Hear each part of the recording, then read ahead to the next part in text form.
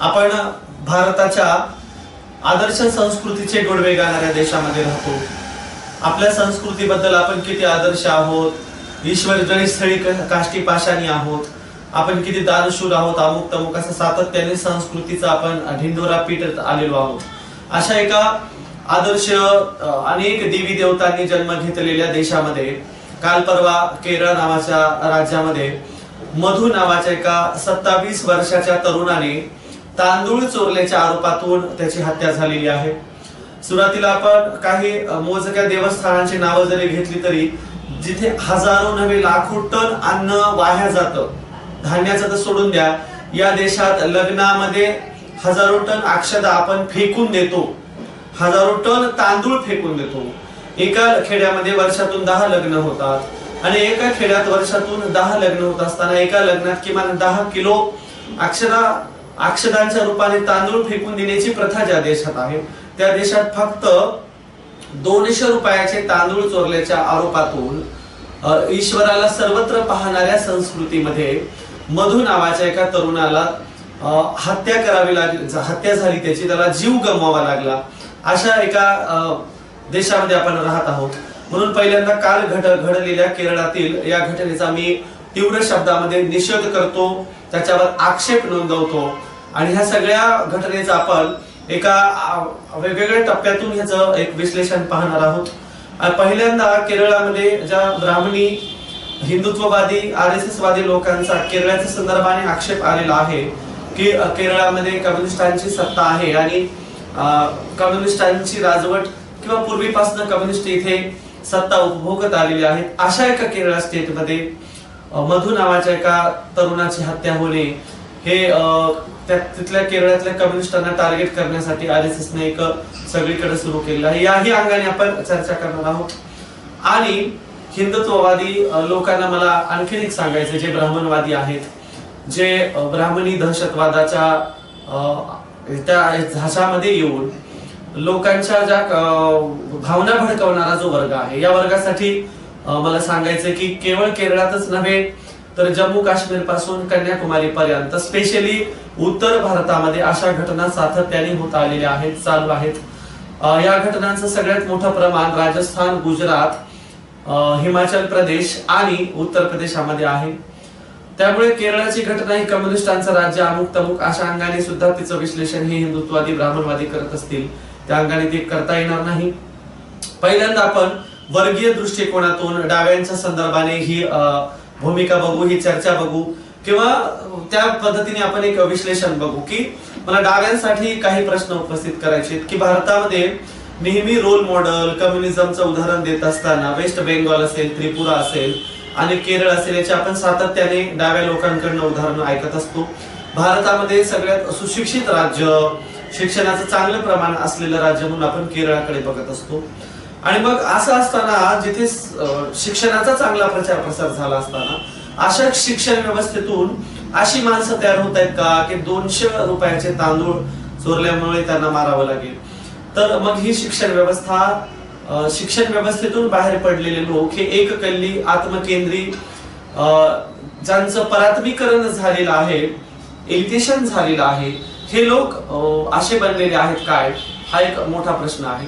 आणि या शिक्षण व्यवस्थेनं या सर्वहारांच्या प्रती भावनिकता, त्यांच्या प्रती आदर, त्यांच्या प्रती एक चांगली भावना ठेवणारं हे शिक्षण आपण देऊ शकलेलो आहोत की नाही, किंवा त्या शिक्षणातून तसं काही दिलं गेलंय का नाही? तर याचं सगळं उत्तर असं आहे की डाव्यांचा जो भारतीय मार्क्सवाद आहे किंवा ते जशाला तसा मार्क्सवाद भारतात घेऊन आले, तो एकप्रवाही प्रतिबिंबवादी असल्या कारणाने इथे लोकांची नेणीव आणि जाणीव घडवणारं इथे प्रबोधन न झाल्यामुळे लोकांच्या मेंदूमधली जी काही वंशवाद आहे, जातीयवाद आहे, अस्पृश्यता आहे, ते काढणारं काम न झाल्यामुळे अशा घटना केरळामध्ये घडत आहेत। एक सर्वात महत्वाचा मुद्दा आहे की केरळातल्या डाव्यांच्या कुठल्याही कामाबद्दल आक्षेप असण्याचं कारण नाही। अनेक गोरगरिबांना जमिनी मिळवून देण्याचं काम, आदिवासींना त्यांचे हक्काधिकार मिळवून देण्याचं काम केरळात, भारतभरात मोठ्या प्रमाणावर डाव्यांनी केलेलं आहे।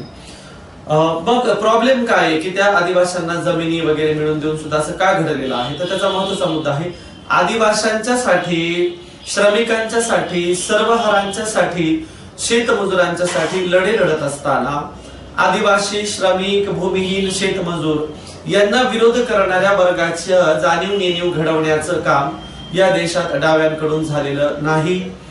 आदिवाशांच्या बाबतीत आदिवाशांमध्येच लढा उभा करून चालणार नाही, तर सवर्ण म्हणून घेणारे, ओबीसी म्हणून घेतले जाणारे किंवा शेतकरी जाती ज्या आहेत या शेतकरी जातींमध्ये आदिवाशांच्या संदर्भाने या देशात प्रबोधन झालेलं नाही.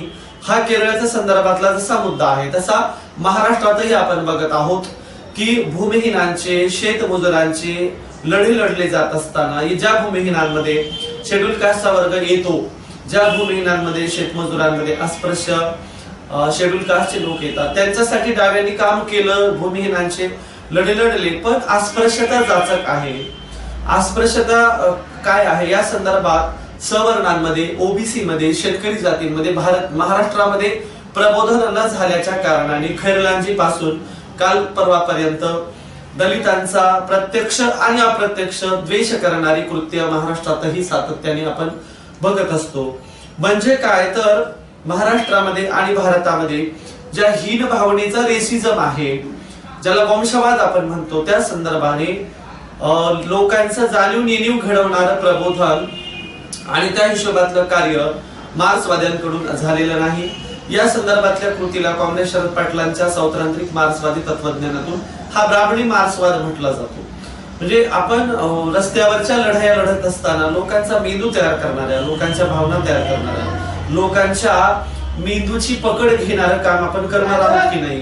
केरळच्या या घटनेनं डाव्यांनी काही चर्चा करायला हरकत आहे की नाही, डाव्यांनी आत्मचिंतन करायला हवं की नाही, तर ते फार गरजेची गोष्ट आहे. आणि त्या संदर्भात ही टीका नाही, हा रोष नाही किंवा हा डावी चळवळ डाव्यांना शत्रू पार्टीमध्ये लोटण्याचा, शत्रुभावी विरोधाचा अजेंडा अजिबात नाही.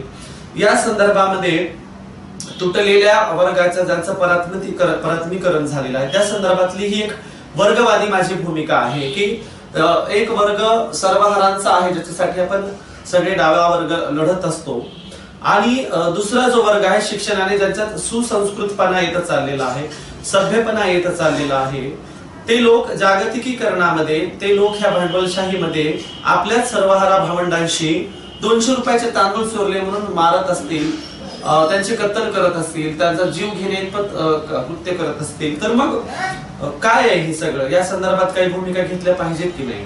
आणि म्हणून केरळातल्या शिक्षण व्यवस्थेवर आता प्रश्न उपस्थित करण्याचा, प्रश्नचिन्ह निर्माण करण्याचा आता वेळ आलेली आहे की कुठल्या पद्धतीचं आपण शिक्षण देत आहोत. निव्वळ भौतिकवादी गोष्टींमधून, भौतिकवादी लढ्यांमधून जे काही आपण साध्य करत आहोत तेवढ्या साध्य पुरेसं आहे का. म्हणजे माझं म्हणणं आहे की आणखीन वर्क होणं गरजेचं आहे. आतापर्यंत केलेलं वर्क पुरेसं नाही. आणखीन वर्क यासाठी की इतर सगळ्या कम्युनिटीचं एकमेकांच्या प्रतीचं मन घडवणारं कृत्य गरजेचं आहे. आणि लक्षात घ्या, आदिवासींच्या बद्दल केरळामध्ये जो हीन भावना आहे, वंशवाद आहे, तो मेंदूमध्ये छुप्या पद्धतीने आहे. आणि म्हणून ते सगळं त्यांच्या मेंदूतले हीन भावना बाहेर काढण्यासाठी एक वर्क होणं गरजेचं आहे. आणि म्हणून एक प्रवाही प्रतिबिंबवादी जो मार्क्सवाद आहे, केवळ भौतिकवाद, जाणीवेच्या कार्यक्षेत्राचा मार्क्सवाद आहे, तो काँग्रेस शरद पाटील सांगतात त्याप्रमाणे जाणीव नेणीवेच्या अंगाने सौत्रांत्रिक मार्क्सवाद आपण समजून घेतला पाहिजे. या सगळ्या घटनांना येणाऱ्या काळामध्ये न्याय देऊ शकतो तो सौत्रांत्रिक मार्क्सवाद, त्याचं योग्य विश्लेषण करत असतो. हा माझा अजिबात अभिनिवेश नाही. एक त्या संदर्भातल्या त्या भूमिका आहेत. आणि म्हणून समाज मन कसं घडवणार हा एक माझा केरळामधल्या आणि सगळ्या डाव्यांना प्रश्न आहे की समाज मन कसं घडवणार आहोत. समाज मन घडवणारी काही कृती आपण करणार आहोत की नाही. आपण सातत्याने जे लढे, मोर्चे, आंदोलने करत असतो त्याच्या जोडीला कल्चरल समाज मन घडतं ते कल्चर मधून. कल्चरल इव्हेंट सुरू करणार आहोत की नाही, कल्चरल इव्हेंट मध्ये सहभाग नोंदवणार आहोत की नाही. सर्वहारा हा एकच वर्ग जगभरात आहे, पण भारतामध्ये 2 सर्वहारा आहेत. एक सामाजिक सर्वहारा, आदिवासी, शेड्यूल कास्ट, माझी अस्पृश्य जाती, हा सामाजिक सर्वहारा वर्ग आहे, तो वर्ग बनलेला नाही, तो बनवायचा आहे. आणि एक आर्थिक सर्वहारा वर्ग बनणार आहे, तोही बनवायचा आहे, तो बनलेला नाही.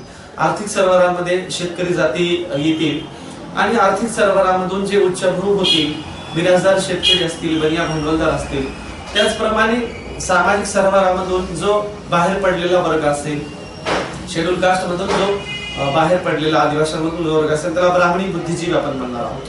त्यामुळे तिकडून ब्राह्मणी बुद्धिजीवी वर्सेस सामाजिक सरबराह, तर इकडे मिराजदार, उच्चभ्रू, शेतकरी जाती, बनिया भांडवलदार विरुद्ध आर्थिक सरबराह असे वर्ग भारतामध्ये बनणार आहेत. त्याची प्रक्रिया सुद्धा सुरू झाली आहे. आता महत्वाचा मुद्दा असा आहे की या सरबराहांमध्ये सामाजिक सरबराह आणि आर्थिक सरबराहांना एकत्रित आणण्याचं प्रबोधन, त्यांना कल्चरल एकसंघ बनवणारं प्रबोधन इथे होणं गरजेचं असताना त्याच्या दिशेने आपण पावलं टाकणार आहोत की नाही, हा डाव्यांच्यासाठी, ब्राह्मणी डाव्यांच्यासाठी माझा हा प्रश्न आहे. आणि राहिला प्रतिगाम्यांच्या संदर्भाने या घटनेचं विश्लेषण, तर प्रतिगामी केरळाला टार्गेट करून, केरळात बघा कशी घटना घडली म्हणून टार्गेट करत आहे, हे साफ चुकीचं आहे. ही केवळ केरळात कालची घडलेली घटना नाही. उत्तर प्रदेशामध्ये आपल्याला उदाहरणं देता येतील तेवढी कमी आहेत, गुजरातची उदाहरणं देता येतील तेवढी कमी आहेत, राजस्थानची सुद्धा उदाहरणं देता येतील तेवढी कमी आहेत. अहो, स्वतः गाय विकत घेऊन विकायला जाणाऱ्या माणसाला रस्त्यावर ठेचून मारलेली उदाहरणं किंवा झाडाला टांगून मारल्याची उदाहरणं उत्तर भारतामध्ये सातत्याने आपण घडताना बघत आहोत. त्यामुळे ही जी ब्राह्मणशाही आहे देशातली, हा संघवाद जो आहे, हा जो पुंजीवाद आहे, ही जी भांडवलशाही आहे, ती शिकलेल्या वेल एज्युकेटेड लोकांना या सगळ्या घटनांच्या संदर्भात त्यांचे इमोशन्सच टिकून ठेवत नाही. इमोशनलेस लोक इथं तयार होत आहेत, ज्यांना काहीही इतरांच्या प्रती काही प्रेम, सद्भावना, दया, माया, करुणा उरलेली नाही. आणि हा एक ब्राह्मणिझमचा भारतामध्ये प्रकारच आहे की कुणाच्याही साठी काही धावून जायचं नाही, फक्त फेसबुक, व्हॉट्सअपवर निषेध आपण नोंदवायचा. म्हणजे भारत आणि इंडिया अशा ज्या दोन कन्सेप्ट आहेत त्याच संदर्भात हे चाललेलं आहे की मधू नावाचा जो माणूस आहे, जो 27 वर्षाचा तरुण आहे, 200 रुपयाचे तांदूळ घेऊन त्याला मारलं जातं, घेतल्यामुळे मारलं जातं, चोरल्यामुळे मारलं जातं. त्याचं कारण आहे मधू हा भारतातील इसम आहे. परंतु या भारताची प्रॉपर्टी लुटून इंडियातला जो नीरव मोदी आहे पळून गेलेला आहे, इंडियातला जो मल्ल्या पळून गेलेला आहे, त्याच्या प्रती मात्र कुठलीही कारवाई नाही. खरं तर या शिकलेल्या वेल एज्युकेटेड वर्गासाठी मला एक गोष्ट सांगायची आहे की नीरव मोदी आहे, विजय मल्ल्या आहे, आणखीनही बरीचशी एक मोठी यादी देता येईल अशी यंत्रणा आहे.